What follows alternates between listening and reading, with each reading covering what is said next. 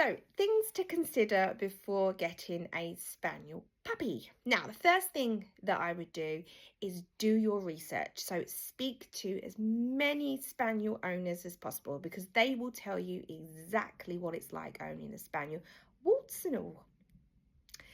So, if you are a bit of a book reader, so I am actually in the process of writing my own Spaniel puppy book. So, hopefully, that'll be ready in the next couple of months. But if you are someone who enjoys reading a book, then this is the one that I would recommend. It's very simple. I can't stand complicated training stuff, so this is really simple and to the point. I've read it loads of times, and I would avoid like reading lots of stuff on Facebook, YouTube, do this, do that, and it can all be very confusing and it can be all really conflicting. So I would try and find a Spaniel trainer in your area, that kind of specializes in Spaniel. So like myself, I know everything there is to know about Spaniels and how to train them. It's better just to plug in to one particular person, and also then you know that the information's reliable, it's trustworthy, and it's consistent as well, because there's just so much. It's like, do this, do that, and it can be like boom to your brain. So yeah, and often as well, the normal general training advice just doesn't work with Spaniels. It just doesn't. So that's why it's really important to go to a Spaniel trainer like myself. Also, have a think of your lifestyle. So are you the sort of person that likes going outdoors, and you don't mind getting muddy, because Spaniels love getting muddy and they tend to want to bring it into your house.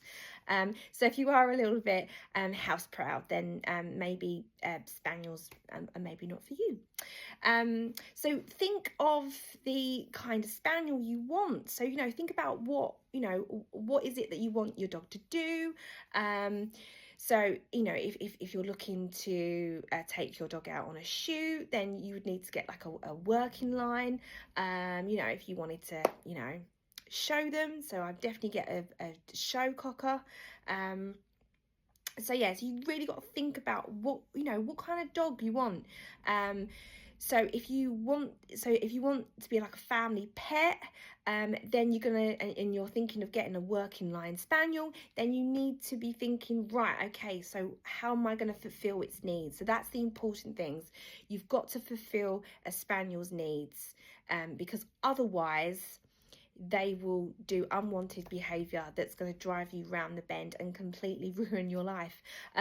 So it is really important to meet a Spaniel's needs. So what I would recommend as well, I would definitely recommend crate training. So from my experience, Spaniel puppies can be really bitey. When I got Rose, she was just like a T-Rex, just constant. So I've definitely crate trained. So there's main reasons why a puppy bites is because they're overexcited, and they're just because they're overtired, and being crate trained just helps that. So puppies need about 18 to 20 hours a day. So I would definitely recommend the crate, or have some kind of playpen. Also, when you are going to get your puppy, try and get your puppy in the morning, so they've got plenty of time to settle in the crate and settle in your home, and this will make for a very good first night. Have a chat obviously with the breeder, see your puppy a couple of times before you actually go and get the puppy. So also try and not just go for looks. Go for temperament. So again, think about what you want the puppy to grow up to be like.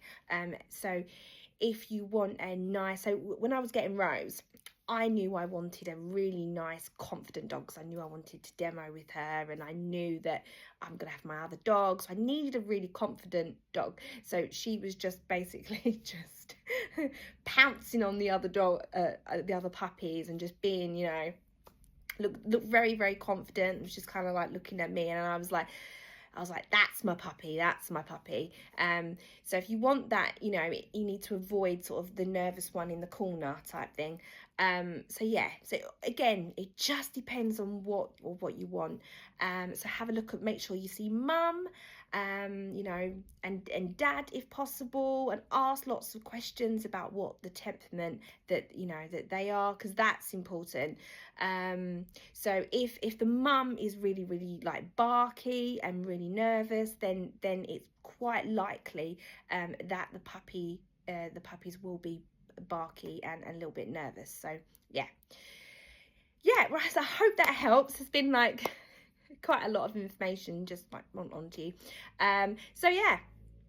So any questions, you know, just message me, and if you've got anything else you want to know, then I'll be happy to answer that on another video.